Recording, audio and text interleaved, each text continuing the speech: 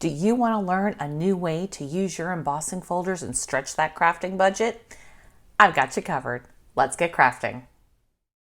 Today, I'm going to be using this fabulous 3D embossing folder by Lisa Horton Crafts, some distress oxides in wilted violet, cracked pistachio, and hickory smoke.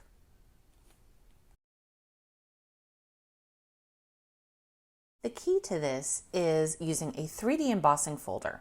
Now, the bottom of the folder should be the raised side, and the top of the folder, you should feel the flat or negative ports of the 3D embossing folder. That's the side that we're going to be focusing on today. You'll want to make sure that you place your cardstock where you're going to get the most bang for your buck. So line it up however you like it on whatever 3D embossing folder you have. The key is really the negative space. So if you have a heavily textured 3D embossing folder, that's really not going to work. Something like this, where there's lots of blank space, will work best. To begin with, I want to get some color, subtle color, into the negative areas on my cardstock. So I'm going to start with hickory smoke and a finger dauber, and I'm going to lightly brush over those flat areas on the top of the embossing folder. You want the base color to be rather light because what we're going to do to it next really needs to pop. Once you feel like you've got enough coverage, and remember, it's not going to be a solid cover of gray. This is going to be splotchy, and that's perfectly okay for this process. Then go ahead and run it through your embossing machine. Now I'm using a SPELLBINDERS Platinum 6, so follow whatever sandwich you need to for whatever embossing machine you have. Once you make the commitment to close your embossing folder, make sure that you don't move your cardstock inside. That's critical. Now, after you've already embossed it, you can pretty much put some pressure onto your cardstock and move it around, and you'll see that it doesn't really move. Exactly what you want. Here, I didn't feel like I had enough of the gray coverage. Remember, I'm trying to dull down that white a little bit. So I'm going to go ahead and add some more and rerun it through my embossing machine. Now, this technique, we're going to use this embossing folder for a major part of this card. So I don't even know how many times I run it through, but it's going to be quite a few. I'm just checking to make sure that my cardstock hasn't moved, and I'm going to go ahead and run it through again. The key to this technique is that you can always go and add more color, but you can't take it away.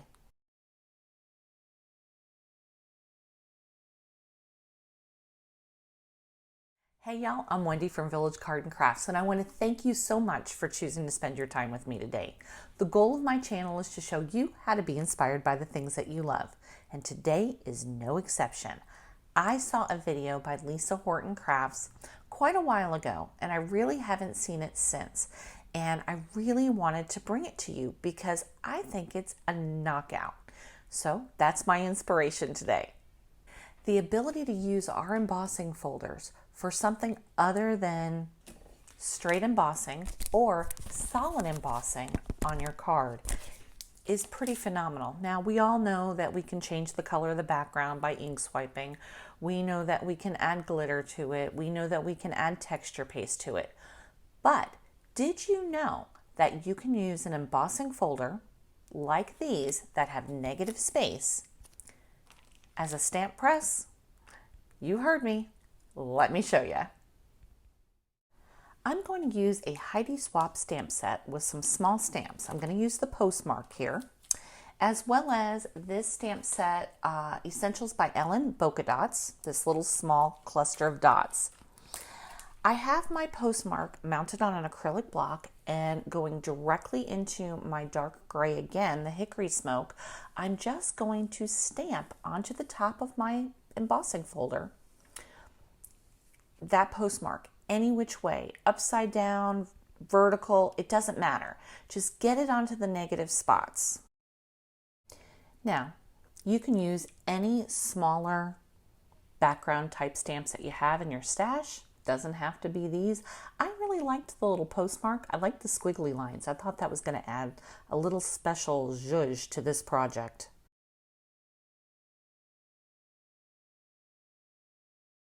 Okay, let's run that embossing folder through. Look at that.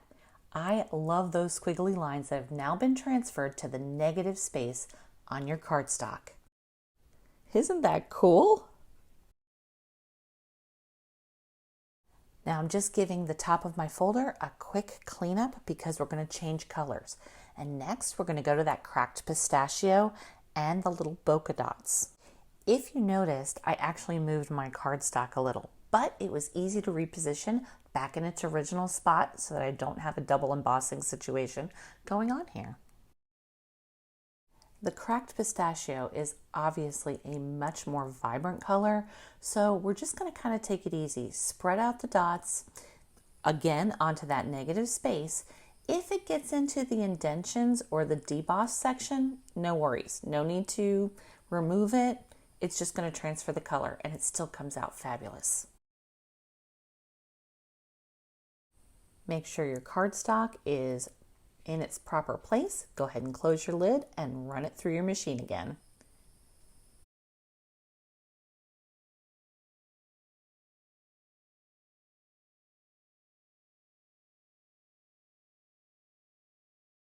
You might be thinking I've lost my mind at this point, but you have to admit using an embossing folder as a stamp press is pretty genius. Let's add some color now. Using a finger dauber, I'm going to color up my flowers with Wilted Violet. This too is a pretty vibrant color, which is exactly what I wanted to offset that darker gray. Let's keep going. I'm beginning to color from the center of my blooms outward. So I'm starting with a much heavier hand in the middle and then letting it fade out as the petal gets further away from the center.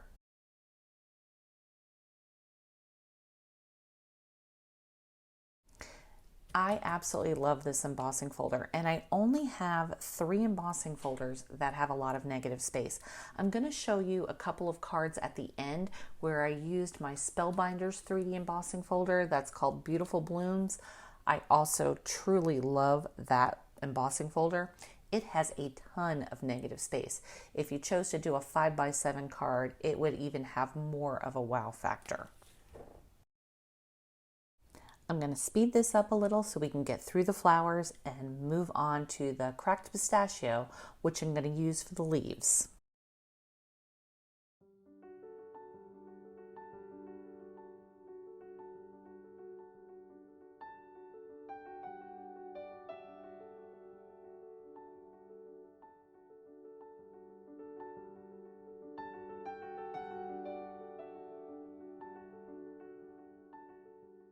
If you found any value from the content that I'm presenting to you today, please consider giving me a thumbs up and subscribing. We'd love to have you be a part of our community.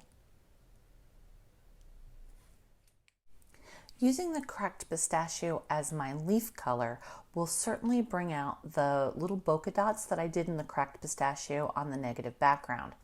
Again, I'm going to start with a rather light hand, but I will darken up the center part of the leaf so I get some dimension there. I'm going back to the hickory smoke, and I'm going to very lightly go over the base of the leaves, all of them, because I want to show a little shadow where there is more detail focused into the embossing folder. This just elevates it. Ugh, I can't even tell you. It's just gorgeous. I love it. My card base is a standard 4 1/4 by 5 1/2 inch card, and then the black layer is 4 by 5 1/4. So I'm going to cut down our decorated panel 3 3/4 by 5.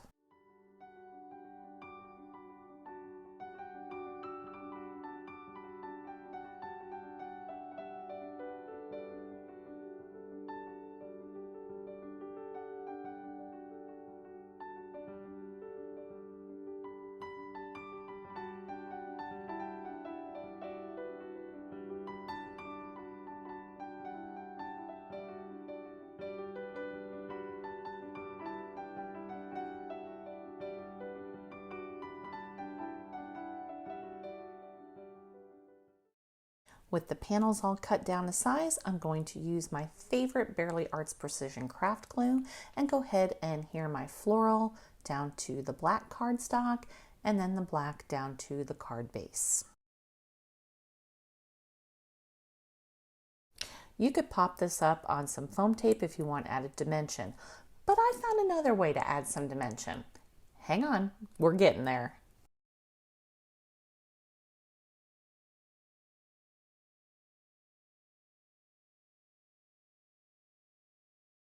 Using an acrylic block like this one that I got at scrapbook.com is a great way to allow your card or your project, whatever you may be gluing, a little extra time and your hands free. You can go and do something else.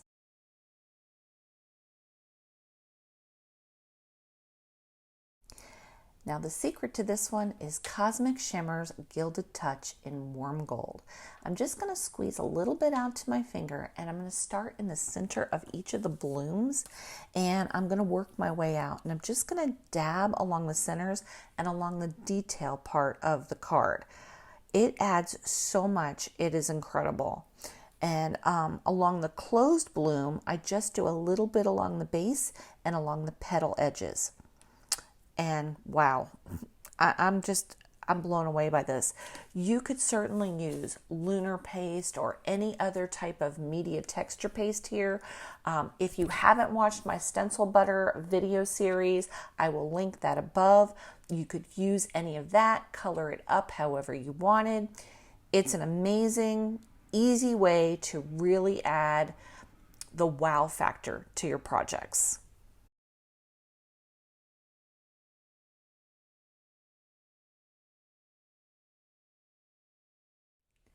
Have you seen or used this technique before? Let me know in the comments below.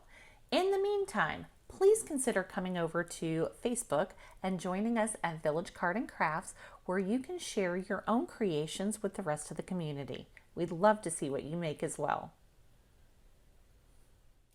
Using the Spellbinders embossing folder and a music note stamp, I created a softer palette birthday card. Using this Christmas poinsettia, I changed it into a summer card using an inky blue background along with a scripty green stamp. And let's not forget the beautiful card we made together. I'll see you real soon.